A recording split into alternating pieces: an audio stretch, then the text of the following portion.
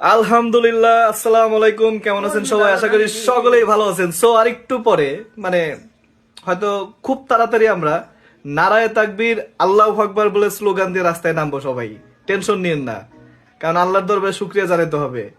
আর যদি কোথাও আর কি, আমি জানি না যে সবাই একত্র হবে কিনা, কোনো রাস্তার মোড়ে মোড়ে যেমন জুলাইয়ে যেমন হয়েছিল এরকম যদি হয় যে সবাই একত্র হয়েছে, এমনও হতে পারে যে রাস্তার মধ্যে সবাই বসে সেজদায় পড়ে গেছে।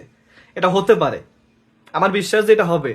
আর যদি এটা অনেকের মাথায় নাও আসে, তবু একটু মনে করে দিলাম যে বিভিন্ন রাস্তার মোড়ে যাবেন, 200, 500, 50, 100 যত মানুষের জড়ো হোক না কেন, স্লোগান দেওয়ার জন্য সবাই গিয়ে আগে সেজদা দিবেন, শুক্রিয়া জানাবেন, তারপরে নারায়ে তাকবীর দিয়ে স্লোগান দেওয়া শুরু করবেন, আল্লাহ দরবারে শুক্রিয়া জানানো শুরু করবেন খুবই তাড়াতাড়ি। এটা নিয়ে আশা করি আর টেনশন নাই, কারণ এখন পর্যন্ত অন্তত আমি 30টা আসন, 20 থেকে 30টা আসনের ফলাফল দেখলাম আমি।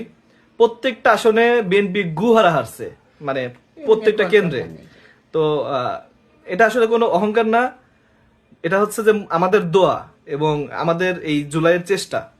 তো সবাই ভালো থাকবেন, দাঁড়িপাল্লার পক্ষে থাকেন, ইনশাল্লাহ এইবার দাঁড়িপাল্লা।